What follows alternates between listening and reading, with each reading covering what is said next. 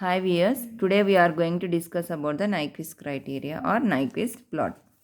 So what is the difference between this polar plot and a Nyquist plot? Polar plot we are considering omega from 0 to infinity, but in Nyquist plot we are going to consider the omega from plus infinity to minus infinity. Okay, so let us consider one open loop transfer function. Open loop transfer function g of s is equals to s plus z1 by s into s plus p1. So closed loop transfer function formula is given by closed loop transfer function is equals to g of s by 1 plus g of s. And remember 1 plus g of s is nothing but the characteristic equation.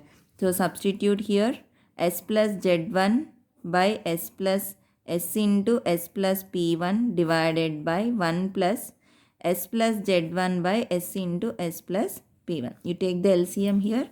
So this becomes s plus z1 by s into s plus p1 divided by s into s plus p1 plus s plus z1 by s into s plus p1.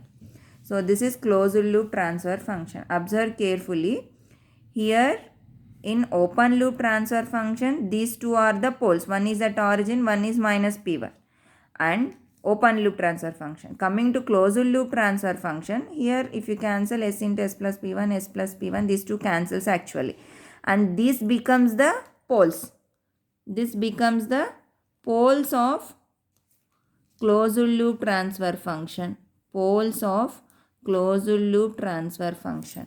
If I consider denominator term, that is 1 plus g of s, so it will be 1 plus s plus z1 by s into s plus p1, that is nothing but s into s plus p1 plus s plus z1 by s into s plus p1. This is nothing but this term only. Why? Because from here only we got this, and again I am representing here. If you consider individually this characteristic equation, now this becomes the zeros. They are in numerator. So these are the zeros of the characteristic equation. Zeros of characteristic equation. And we can say that these are the zeros of characteristic equation or poles of the closed loop transfer function. And these are the poles of the open loop transfer function. Check whether they are lying on the right half or left half. If it is s plus p1, they are lying on the left half of s plane. Why? Because s is equals to minus p1. So left half of the s plane. If it is s into s minus p1, then s is plus p1. So they are going to lie on the right half of the s plane. So in the denominator, if you have minus term, then you have on the right half of s plane poles. If it is plus, then you are going to have the poles on the left half of the s plane. Now comes here the principle of argument.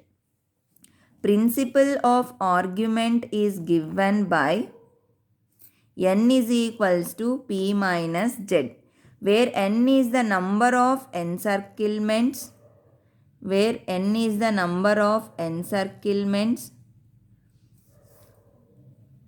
around the critical point. This critical point, it is nothing but minus 1 plus j0. And what is p means? P is number of poles of open loop transfer function lying on right half of the s plane. And what is z? Z is nothing but number of poles of closed loop transfer function lying on right half of the s plane, or zeros of characteristic equation,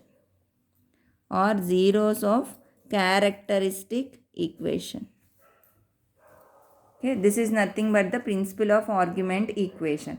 So to make this point very clear, what is that?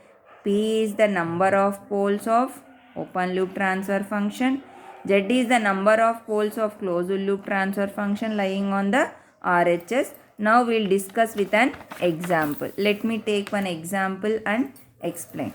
Suppose that I am given g of s.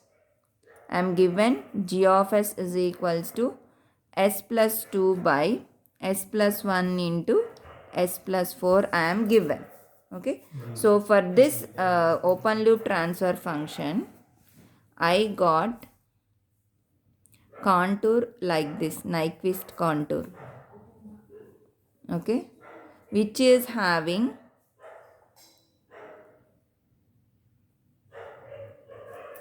encirclements. Okay. And this is the critical point. This is the critical point. So to analyze this, before we require one more basic. Suppose this is a critical point. If you have the anti-clockwise encirclements, then n is equals to plus 1. If for my 1 minus 1 plus j0, if you have clockwise encirclements, then n is equals to minus 1. Here I am showing with only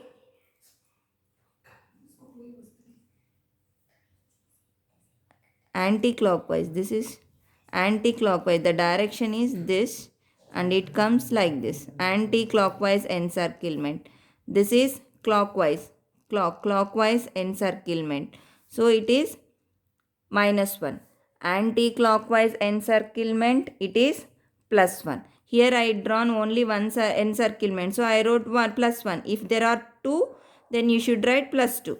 And here it is, this is anti-clockwise encirclement, the direction anti-clockwise. This is clockwise. So n is minus 1. See, observe coming to here. For this critical point, how many encirclements are there? 2 encirclements are there. And what is the direction? Their direction is in clockwise direction. So if they are going to have the clockwise direction, so what is n?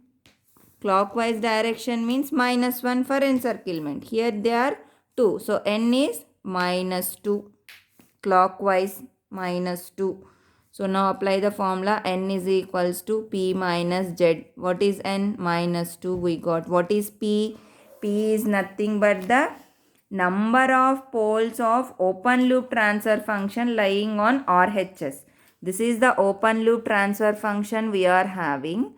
And check what are the number of poles on the right half of the S-plane. Here 2 poles are there. One pole is lying at minus 1. That is left half of. Another pole is plus 4. S is equals to minus 4. Which is also lying on the left half of the S-plane. Minus. So left half of the S-plane. So there are no poles on the right half of the S-plane. So P is 0 minus Z. So what you got? Z is equals to 2. That means 2 closed loop poles are lying on 2 closed loop poles are lying on right half of the S-plane. So this system is a unstable system. This system is a unstable system. See here. Always we should get Z as 0. Then only the system is stable. If you get any value for Z, then the system is unstable. See, I will show you with another example. This is the encirclement. Okay. So, if this encirclement is not there for this critical point, there is no encirclement. Encirclement is somewhere else. Okay. So, for this critical point, no encirclement. So, how you can say the system is stable means no encirclement to critical point as well as no poles. No poles on right half of the S-plane. Then the system is stable. Which poles? Open loop poles.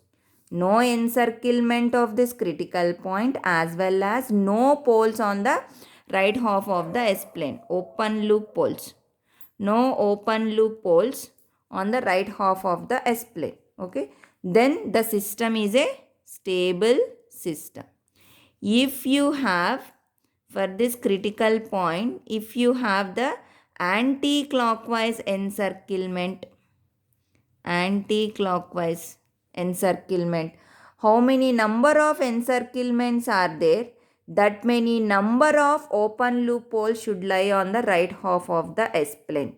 Then the system is stable. See here, I have one anti-clockwise encirclement. Anti-clockwise means +1. Okay. So from the equation, n is equals to p minus z. Here n is 1 anti-clockwise. And if I have p means the number of open loop poles lying on the right half of the S-plane. Open loop transfer function you should check. First g of s. In this, if the denominator any of the poles is lying on the right half of the S-plane, okay, how many number should lie? The same number of encirclements. Suppose I will take one example for you. 1 by s minus 1 into s plus 2. I am taking the example.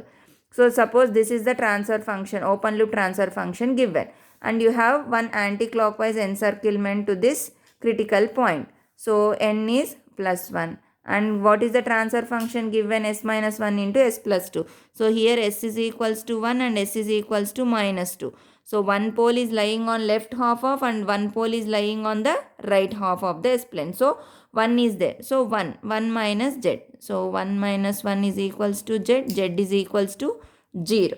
So the system is a stable system. That means how many encirclements, anti-clockwise encirclements are there around this critical point, that many number of open loop poles are lying on the right half of the S-plane, then the system is a stable system. Here if you have two anti-clockwise encirclements,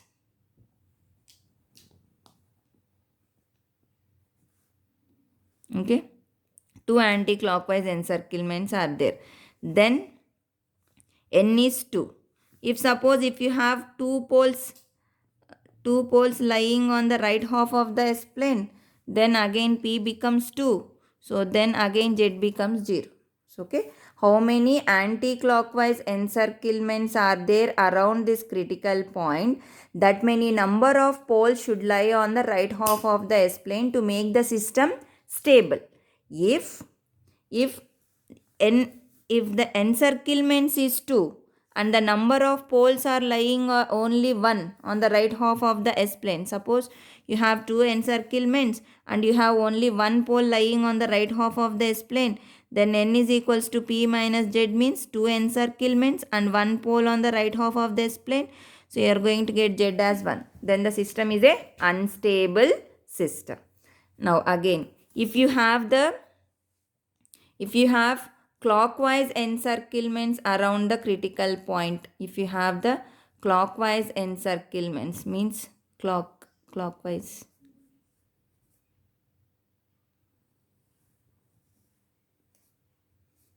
okay, so if you have the clockwise encirclements around the critical point, then always the system is a unstable system. Always the system will be a unstable system. Why? Because always n will be -2.